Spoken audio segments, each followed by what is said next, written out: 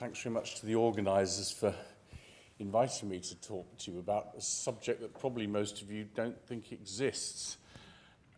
Although we've heard today that lots of things that were once thought to be sterile parts of the body have authentic microbiomes. Quite a lot of this is published. I put a very heavily referenced abstract in, so you can read all about it on a website which has got the link there. All the papers are open access.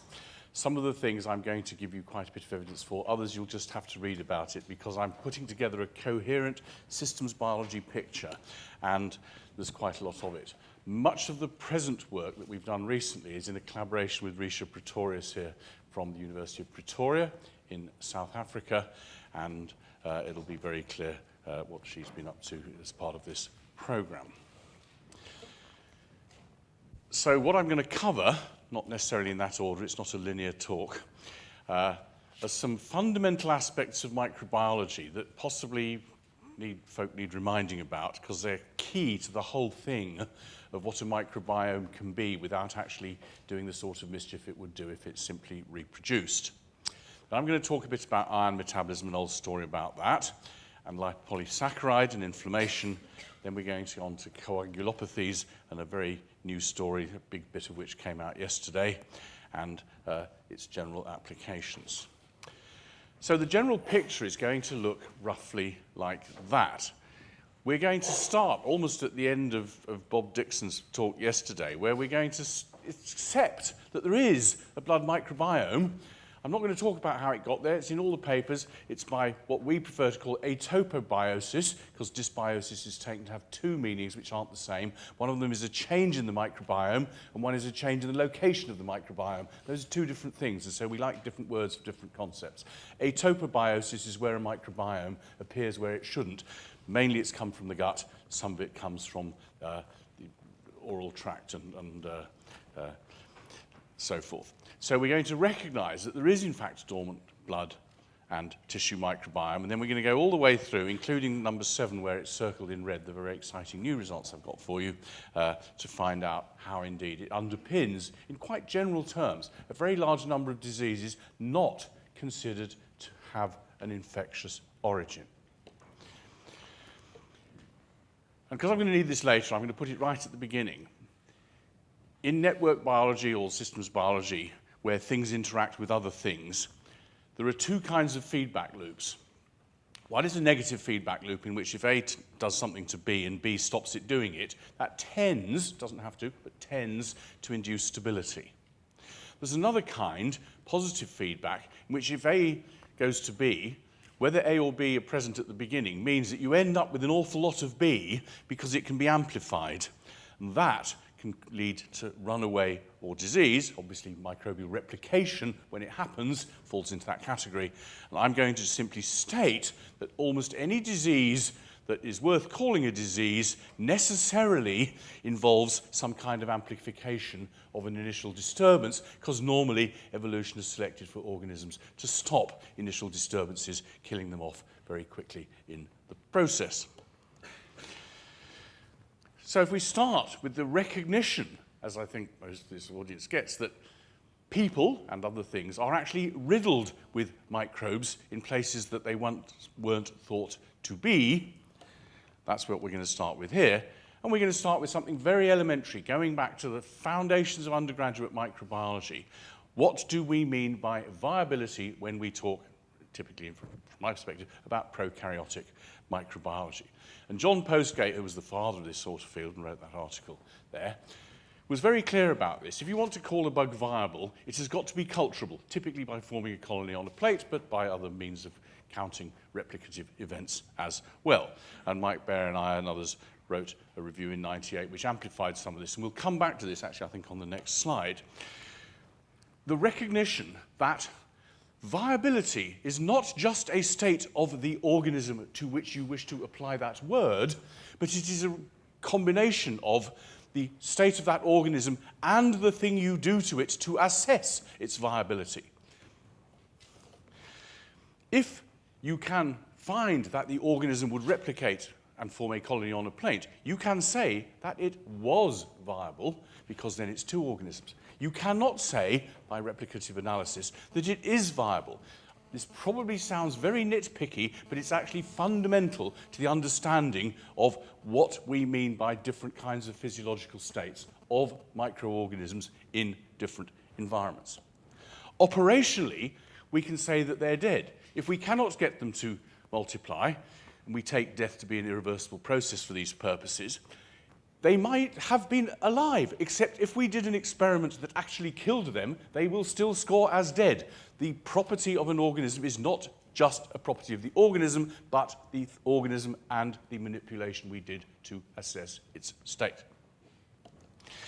In a similar means, if under certain circumstances we find that an organism does not appear to be capable of replication, even though you could see it down a microscope, and yet it becomes so later. It clearly isn't sensible to have called it dead because that is an irreversible thing, and the normal word that is applied is dormant. It's a well-established word, and we use it to mean a state in which an organism does not replicate immediately, but on a good day can be made to do so by a process necessarily referred to as resuscitation. And so resuscitation and dormancy are two sides of the same coin, as it were. Doesn't always have to have a low metabolic activity either. You will find in the clinical microbiology literature, by which I mean infection microbiology, commonly a use of the term persister, which is a little different. It sometimes overlaps dormancy, but not always. It's a phenotypically differentiated form that does not form a colony, often after antibiotic treatment, but is still there. In my definition, they're dormant. And finally, you will see a term called viable but not culturable, and pretty obviously, if you are John Postgate, that is an oxymoron. We do try to discourage people from using that word.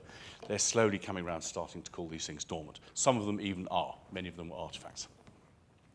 And if you go to the natural environment, dormancy is the norm. Look down a microscope, you see X bugs per mil, or in the soil, river sample, what it be. And if you try to culture them, you will find that most of them, under normal circumstances, won't grow on media that you normally would expect to grow microorganisms on. And actually, if they would have been able to carry on growing in their environment, they would have, fairly obviously. It is probably not an evolutionary good strategy to then die as soon as you run out of goodies. Evolution doesn't tend to select for organisms that do that. And so, unsurprisingly, what has happened is that organisms have learned to hang in there even though they are incapable of replication, often for extended periods. Now, that statement, of course, also applies to our attempts to cultivate them, and I've given you a couple of examples there, Legionella and Trophera whipplei, that for years were recognized as existing in the case of Trophera, and in the case of Legionella, it was obviously infected people before they learned how to cultivate it, and it just happened to have an obscure medium which has to have a lot of cysteine in. So the history of microbiology, and if you look at the DIFCO manual, which is this thick if you would print it, you will find all sorts of weird and wonderful recipes that will cause certain bacteria to grow when other ones won't. And there is now a great improvement in our ability to culture microbes that, first of all, appeared non-culturable or only appeared in sequencing programs. And so things are getting better there. And there's a poster child example recently with the discovery of Tacobactin from a recently cultured organism. So I've spent quite a long time on that because it's so fundamentally important to all the rest of the stuff that happens. We discriminate three types of physiological state: culturable, not immediately culturable, operationally dead, and dormant, and that's what we're going to talk about. And as I say, some people talk about persisters. There's a few hidden assumptions. In science generally, much of it is about explaining higher order phenomena in terms of lower order phenomena, but not necessarily in a reductionist way. In fact, in my case, never in a reductionist way. It's referred to in philosophy as upward causation, and so you'll find quite a bit of biochemistry masquerading as physiology because we're actually trying to explain physiology in terms of biochemistry. And here's an old story, old because it was work we did in the 1990s. The quote below comes from the beginning of that review there, and it's quite a nice, interesting story. It's a play by George Bernard Shaw, the plot of which is essentially that various doctors believe that X, Y, and Z is the cause of all diseases, and this one here thinks that microbes are the cause of all diseases, and his chum says, but what if you can't find them? And he said, oh, don't worry about that, we know they're there, we just need better methods. He's actually spot on, but read the play. And the origins of this story are very simple and intellectually quite complicated, but technically undemanding experiment in which you simply starve a culture of, in this case, Micrococcus luteus, gram-positive, high GC gram-positive bacterium, used in undergraduate practicals, for a few months, and do plate counts, and you can see with the black blobs that they go down to about 10 to the minus 3 or lower, whereas the total count, as counted down a microscope, stays pretty well constant. And obviously the question is, are they dead? And you know that the answer is going to be, no, they're not dead. And if you look again at the black blobs, what we do is take out at the end of that sample and put into weak nutrient broth our culture and do plate counts and total down the microscope counts. And the weak nutrient broth knocks off a few at the beginning. As I say, quite often our isolation media kill the organisms we're interested in. But after that, after a little while, they start growing again in the sense of being able to replicate, and the plate count goes up all through that period until the very last point where you can see that actually they are replicating, but all the way through in the black things, the actual total numbers weren't increasing. They were coming back to life. They had scored as dead initially, but now they are coming back to life. And look at the numbers in the orders of magnitude on the log scale. And there's three arguments that show that we are not, other than that very last point, looking at regrowth, which is not very exciting, just growing a bug. The first is that the percentage of dormant cells is far in excess of the noise in our ability to count the total cell count. The second is that if they really were regrowing, they'd have to double at 4 hours, which is what they double at in that medium, and they were coming back into existence on a far quicker time scale than a doubling time of 4 hours. And secondly, although I didn't talk about it, the white blobs at the top, we looked in a flow cytometer actually at the size of the cells, and there were two populations, small, the starved ones, and large, the happy ones, and the small cells turned into the large cells. So that's what you might expect if it was the same ones, as it were. And now another bit of arcane microbiology, which if you've been taught microbiology, you will know about, but if not, it's a bit of arcane microbiology, designed to count the number of microbes in food, where often there are inhibitors. And what you do is you take your sample and you serially dilute it, tenfold typically, hopefully diluting out any inhibitors of growth, which is what it's all about. And clearly at a certain point, you run out of the ability to see any colonies in your broth at all, and from a Poissonian statistics distribution, you can work back to how many bugs per mil must have been in the original sample. And we did that in our weak nutrient broth, where we'd regrown the organisms, and the assumption was that the same bugs that scored as alive, scored as dormant, would simply score as alive in the MPN assay because they would resuscitate and then grow. But they didn't. They scored as dead. And there was typically a 10 to the 5-fold discrepancy between the two assays, which were, on the face of it, nominally the same, dropping your organisms into a weak nutrient broth and watching them grow. So a bit of heady scratchy for a while, and then it was realized what the get-out clause was as to how you could explain this phenomenon, because the difference is that in the most probable number assay, you've diluted to extinction. The only one there is one bug in that tube which is going to grow. And because the other ones aren't there, there were 10 to the 5 originally, and then the get-out clause is that if you have to have the viable organisms there, not so they can grow, but so they can produce something that lets the other guys grow, then you can explain it. And if that is true, then you can just take some supernatant from a viable culture and plop it in to the most probable number culture, and the prediction is that then they would grow, and happily enough, that prediction is true. When you add some supernatant, all the dormant bugs score as alive and grow happily. So there's something in the medium that increases by 3 to 5 orders of magnitude, not a small effect, the ability of these dormant cells to grow. And it turned out, we called it resuscitation promotion factor, and it turned out to be a protein, which is quite interesting. I'm not going to tell that story now, except that it's highly immunogenic, and it may turn out to be useful as a vaccine, because it turns out that the identical sequence is in TB, which is much more interesting than Micrococcus luteus. It's a good example of true dormancy in the laboratory under very well-controlled conditions, and there isn't any doubt about it. That is what we are seeing. Fast forward to our recent stuff with Risha and the recognition, for which I'll give you some evidence, or 2 pieces of evidence only today, there's lots more in the papers, that there is an authentic blood microbiome, but normally when you plate it out, you don't see it because it is dormant and therefore doesn't score as alive. And the first paper I'm going to show is from the Danish Blood Transfusion Service. First author is Damgaard, and he recognizes or notes that if you give people blood transfusions, they often get infected, even though, of course, they're dosed to the gunnels with antibiotics. But if you actually look for bugs in the blood bags, you find negligible numbers, maybe 1 in 1,000. And obviously, there's a bit of a discrepancy there, and one possibility, from my perspective, is perhaps they're dormant. So what he did, recognizing that what you're normally doing is taking your blood bags, plating them out on chocolate agar or whatever it is, which is blood agar, in the presence of lots of molecular oxygen, which is going to cause them to produce reactive oxygen species which probably kill them, perhaps that's what's going on there. And if you did something a little nicer, for instance, incubate them anaerobically, which solves that problem, maybe they'd grow after all. And of course, that's what he did do, and they did do, and he could sequence the colonies, and there's a list of things, the most common of which was Propionibacterium acnes, and it wasn't a contaminant. We, although this is a bit arse backwards, Risha and I have been studying blood from a very 19th century point of view called looking down the microscope at it. And one day she said, you know, in these patients, we keep seeing all these bugs. And I said, well, that's very interesting. And they haven't got bacteremia because they'd be dead. But I know about dormant bugs because of all that old story. So let's go and have a look to see what might be going on. So now we're going to start looking at the dormant blood microbiome.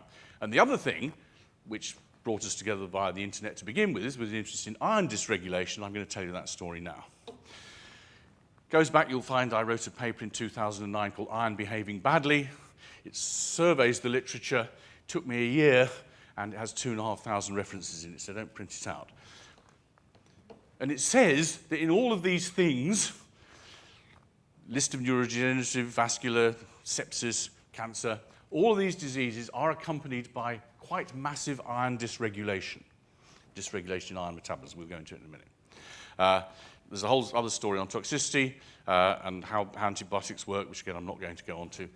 And there's this enormous literature which we summarize there. As I say, it's all in the paper.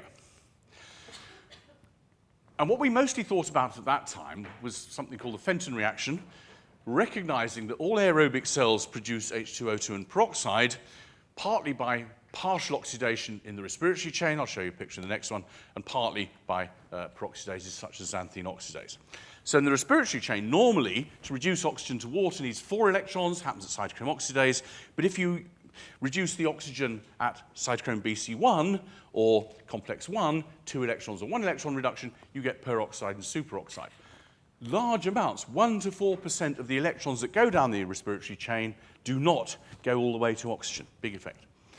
And if you take, looking down there at Fe2 and H2O2 coming in from the bottom right-hand corner, it does a reaction called the Fenton reaction, which is a very nasty thing indeed, because it produces the hydroxyl radical, which reacts in nanoseconds with anything it happens to be close by to. But, as I have to say, only if the iron is poorly liganded, which I'll explain in a couple of slides' time, does this happen. There's a similar thing with peroxynitrite, and it also goes to make the hydroxyl radical, and it's also responsible for nitrating proteins. And what you also see is that the Fe2 after that reaction goes to Fe3, and that superoxide can send it back again in the Haber-Weiss reaction, so that free unliganded iron is catalytic and not stoichiometric in producing the nasty hydroxyl radical. And the production of hydroxyl radical by this Fenton reaction can explain a lot, as I said.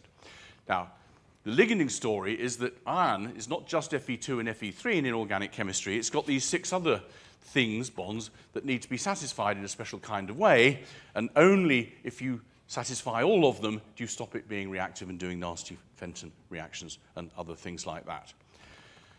In nature, in aerobic environments, most Fe is Fe3, and it happens to be pretty well totally insoluble, and so in order to get it, microorganisms secrete siderophores, which are molecules, of which about 500 are known, that bind iron. There's one from Streptomyces pilosus, which is in fact used clinically as an iron chelator in iron overload diseases, and we'll come back briefly to that. So these things chelate the iron and allow it to be taken up.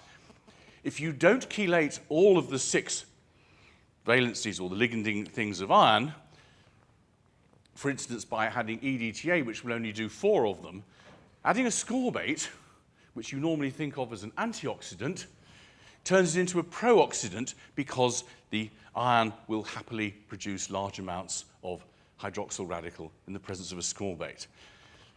So if you don't know that that's going on, what you find out when you do experiments to see if vitamin C will stop disease X where people have oxidative stress as part of it, is that the opposite is the case, and there's a couple of examples. There is no success in anything adding ascorbate for an oxidative stress disease because the unliganded design is what is responsible, and it makes it worse. Pity people didn't know. So if you ask the question, what happens in iron metabolism when you ingest it, on the top left-hand side, intestinal cells, it goes through the blood system, in what we're interested in, bound to transferrin, great big molecule that only binds 2 atoms, that goes off to the peripheral cells and gets taken into the peripheral cells. I should have mentioned. Because of the fact that I said that Fe3 is almost totally insoluble at neutral pH aerobically, people have to have siderophores too. Oddly enough, we have never yet discovered what the siderophore is, although we do know it is bound to a lipocalin called NGAL or lipocalin 2. We don't know what it is, as I said, but 2 people have tried to estimate. One says it's that, 2,5, and the other says it's that, 3,4, and neither is probably correct. But just so you know, we have to have siderophores too, and they have not yet been discovered. Because the hydroxyl radical reacts so quickly, you never see it. But what you do see is the products with which it has reacted because they accumulate while it's doing it, and those are the products that you can get. So if ever you see them, you know that you've had hydroxyl radical there because that's the only place they come from. And as I say, and ferritin, which I didn't yet mention, is heavily involved in this. And here's a paper showing that if you look at the serum ferritin on the abscissa and look at the production of, in this case, I think it was the 8-hydroxyguanosine, you find a pretty tolerable relationship in log-log space. And serum ferritin is interesting because when people measure iron in serum, there's various ways, such as total iron binding capacity, which is actually the transferrin, and the saturation of the transferrin, percent saturation, which sort of tells you how it's getting on, and they measure serum ferritin. But as I told you, ferritin isn't supposed to be in serum. Transferrin, here in blue in this slide, is the thing that carries iron around in the serum. Ferritin is an intracellular storage molecule. It's not even supposed to be in the serum. And yet you can go to your path lab and get a serum ferritin measurement done for you.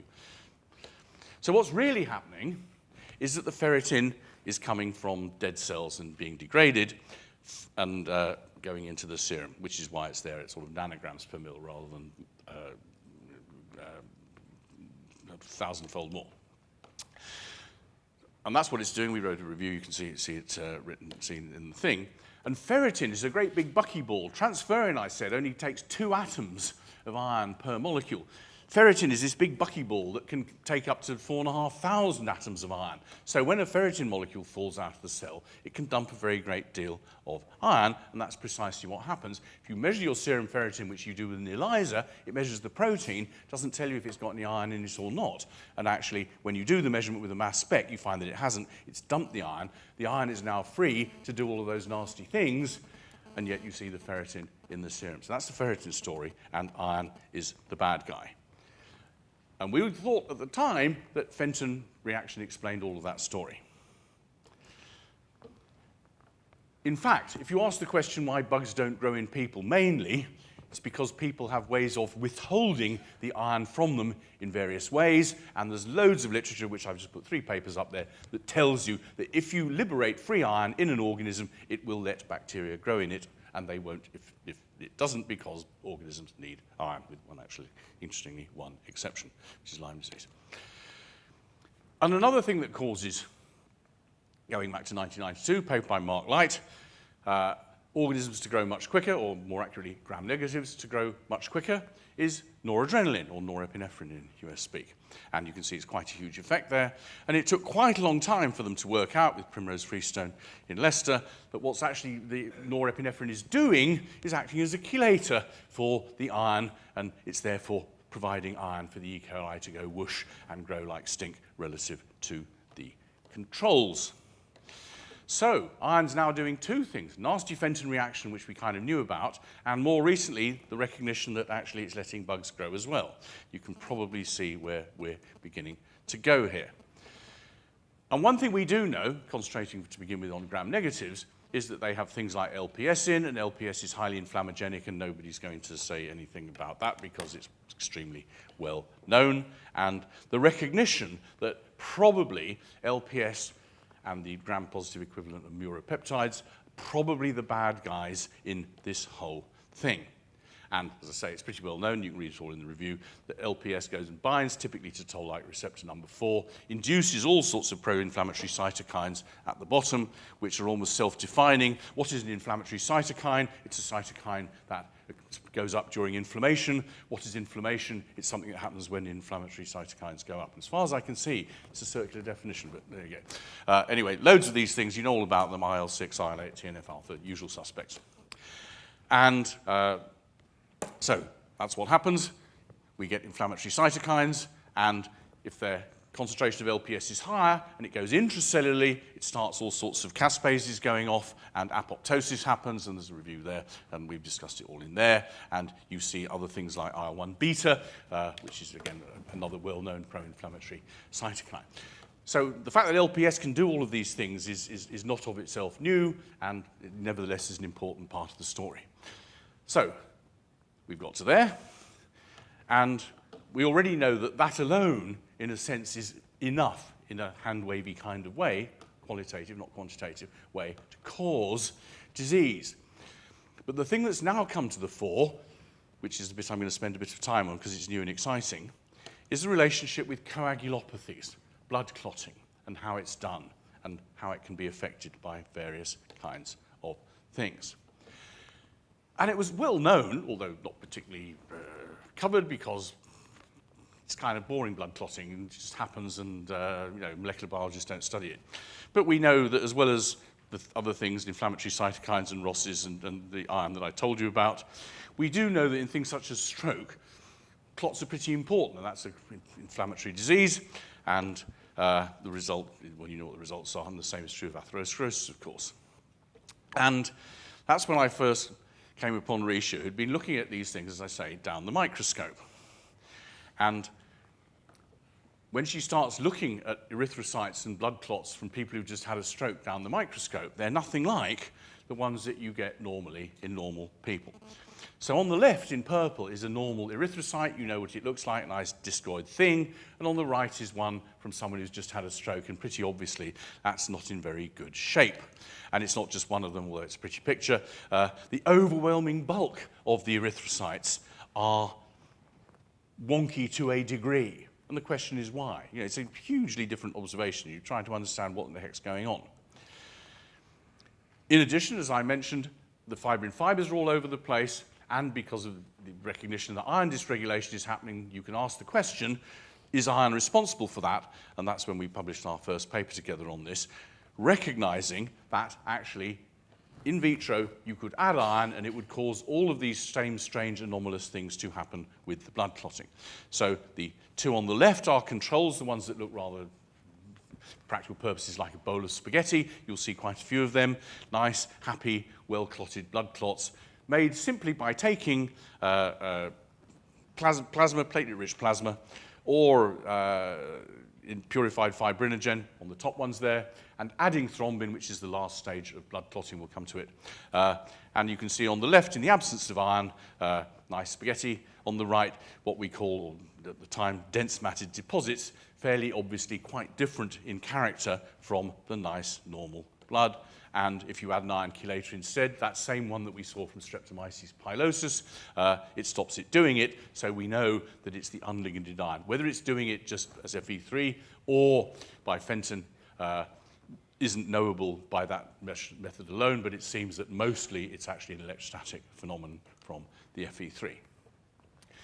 The prediction then would be that if you have an iron overload disease, which the classical one is hereditary hemochromatosis, the same sorts of things would be true, and so we looked at that, and there's some nice healthy ones again, the beautiful erythrocytes at the top, and the nice spaghetti at the bottom, and now some light microscopes of the erythrocytes as well, so they're happy, and here's the wonky ones of the erythrocytes in hereditary hemochromatosis, and we also did hyperferritinemia at the same time. Pretty obviously, these things are very, very different.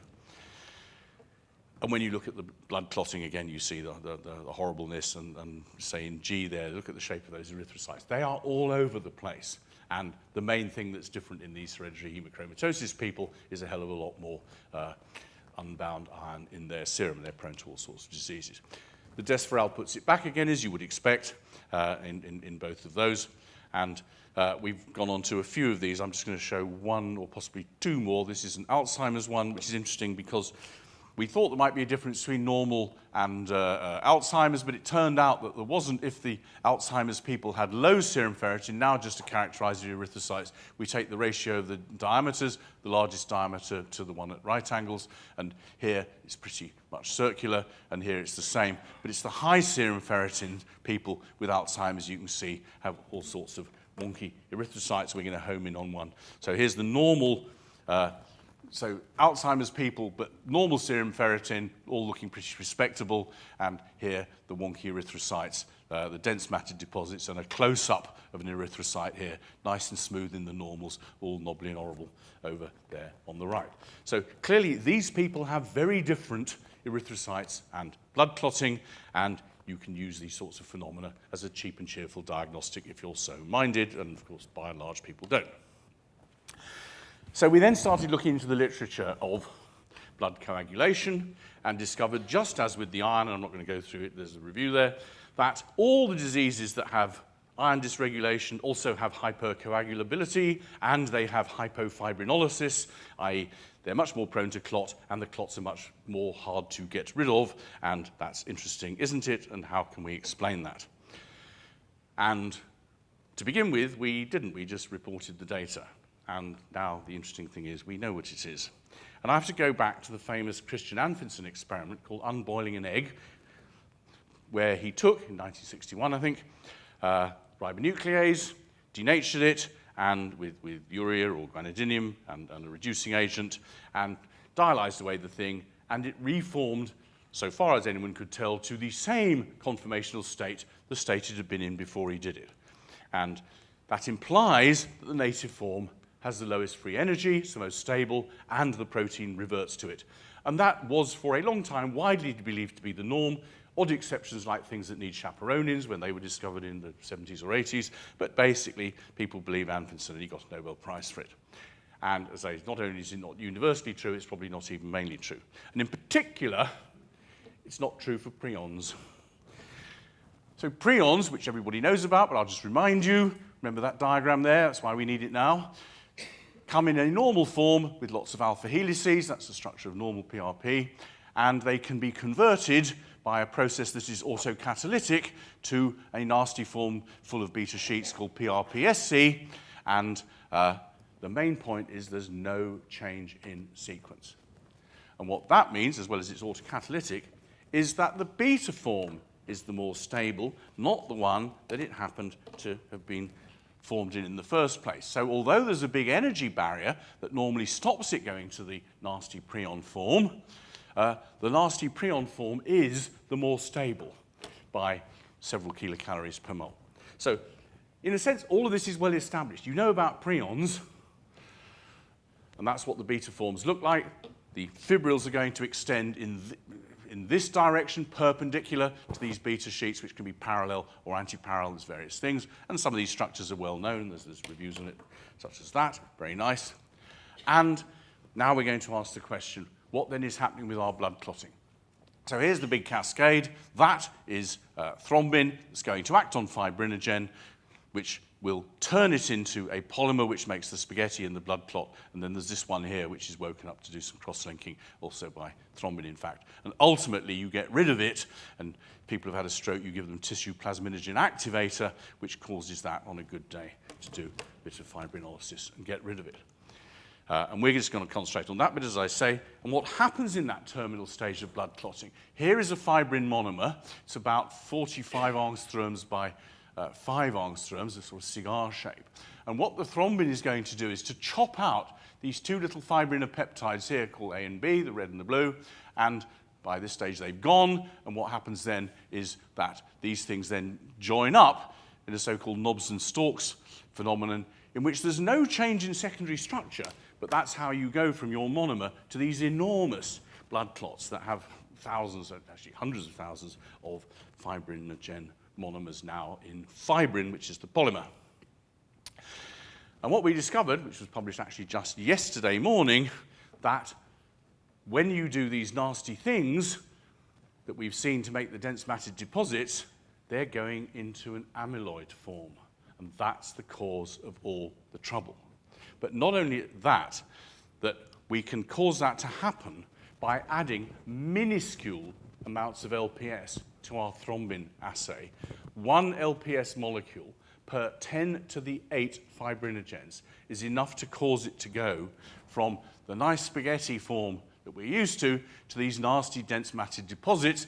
They're both the same thing, as it were, just different fields, where you can see there's now a sort of bifurcation from the normal one, this is fiber diameter distribution, to smaller ones and larger ones, but 1 molecule of LPS per 10 to the 8 fibrinogens is enough to cause it to make this nasty form.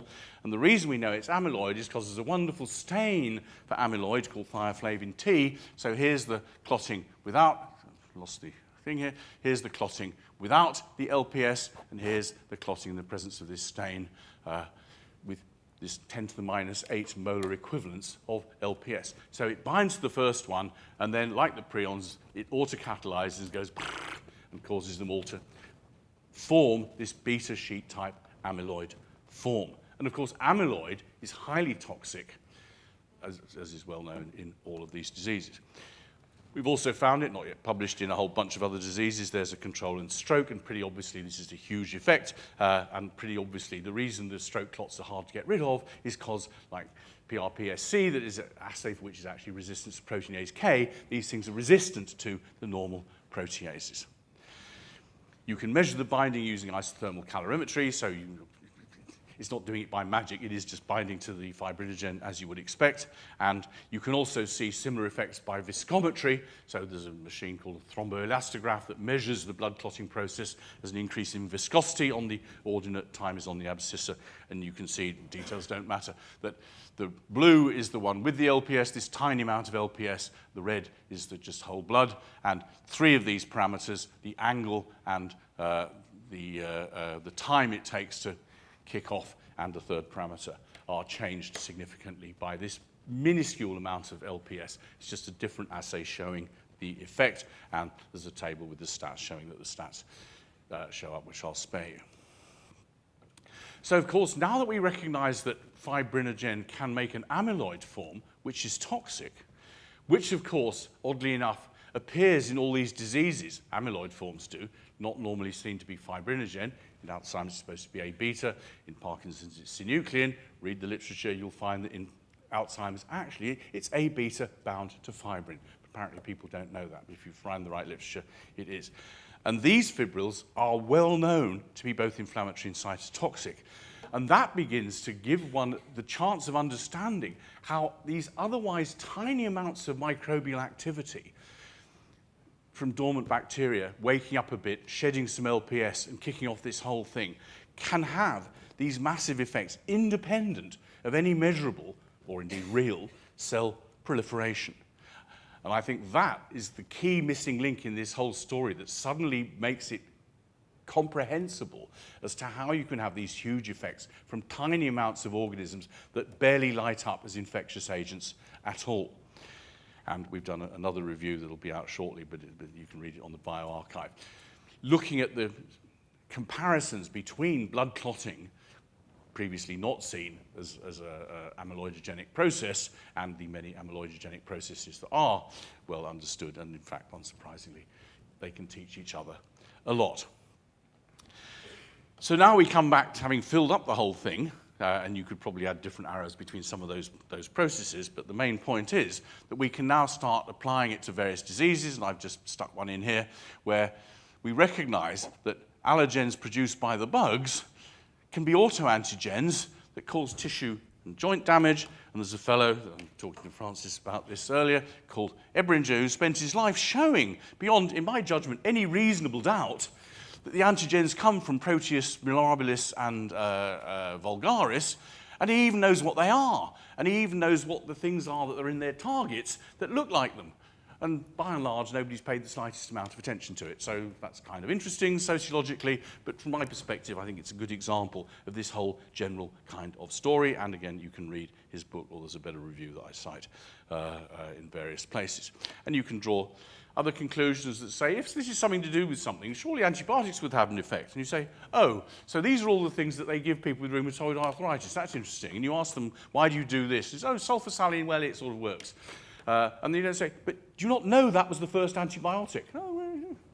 And I don't know how to deal with this sort of stuff, where it seems to me very clear what's going on, and yet the people who are at the sharp end seem not to care or know or whatever.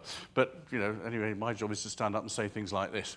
So just in a similar guise, you can just replace amyloidogenesis there, and that's what's going on with the alpha-synuclein, and that's where it's coming from, and that's what the substantia nigra doesn't like. It just happens to be doing it in that place, and if you go and look in the places where the disease is relevant, you will find the bugs and the literature yay high, which I've reviewed multiple times, and in this case, it's inducing the apoptosis, partly because the substantia nigra, pars compacta, is extremely rich in iron and dopamine, and both of those things together especially are toxic, and that all helps to kill the cells.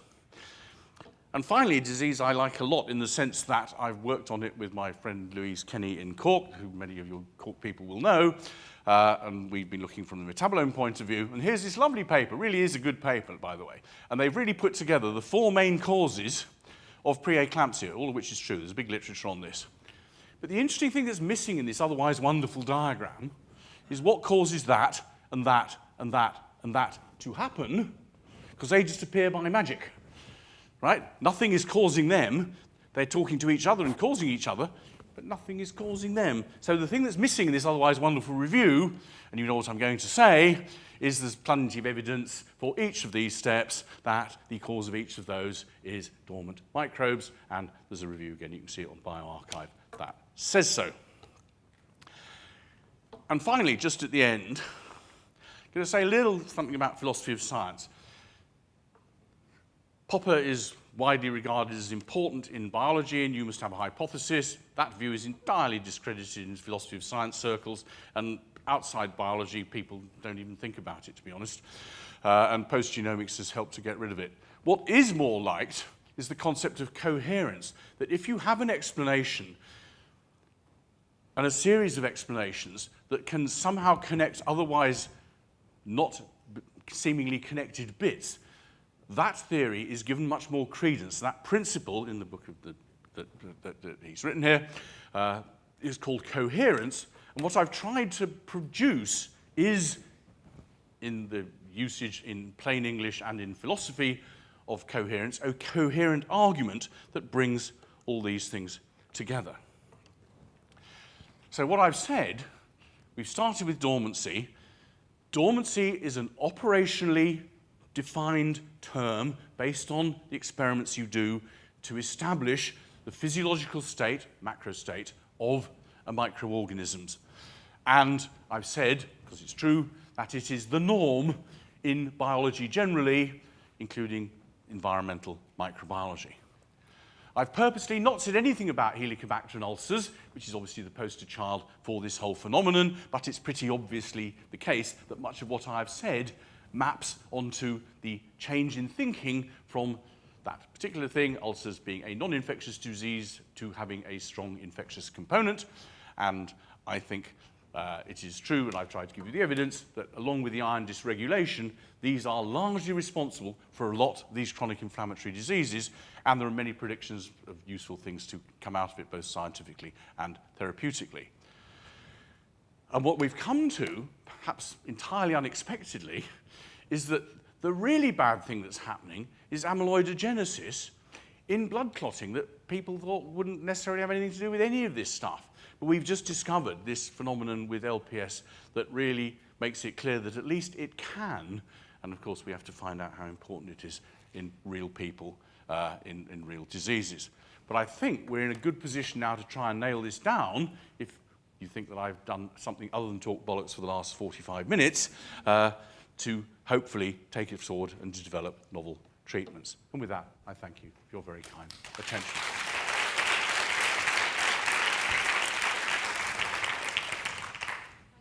Douglas, it was a very stimulating talk. Do we have some questions from the audience about this talk?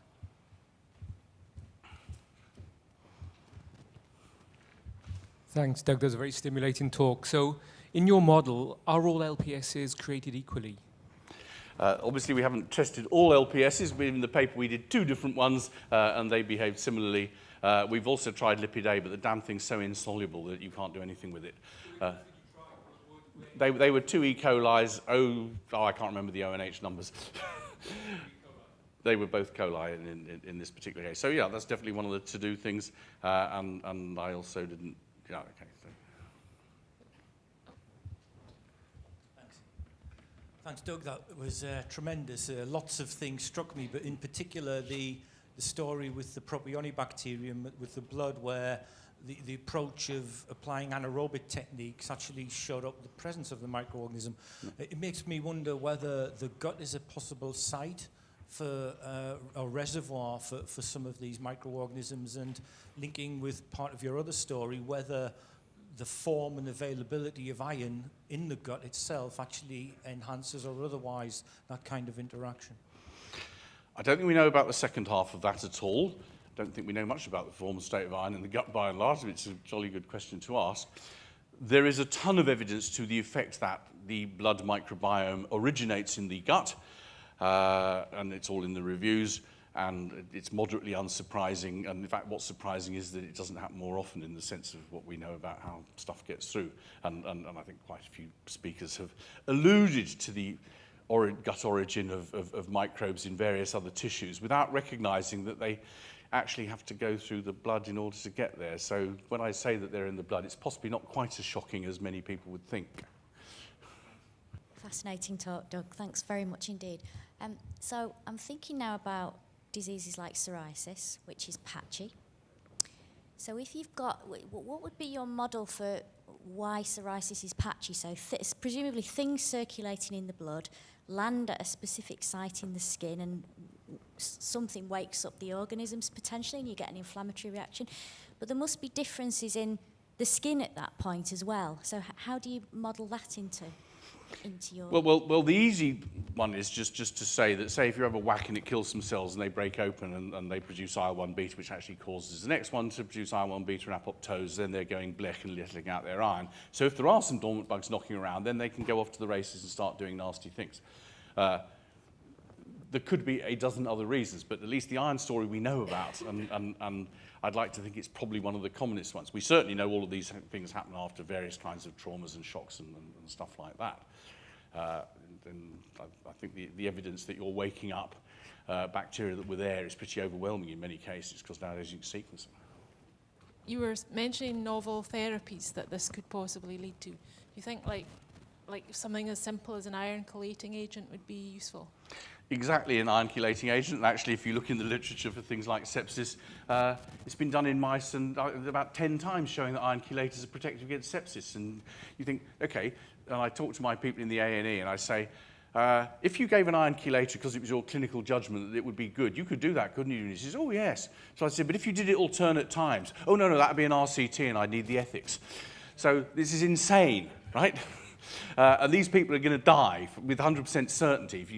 This is, to me, quite angry-making, because we would find out pretty quickly, and there's a ton of examples with mice showing exactly this, that iron chelators are actually anticoagulants. And oddly enough, especially heparin, there's good evidence that heparin is really protective in the intensive care unit. And the other thing that's really protective is, oddly enough, high cholesterol.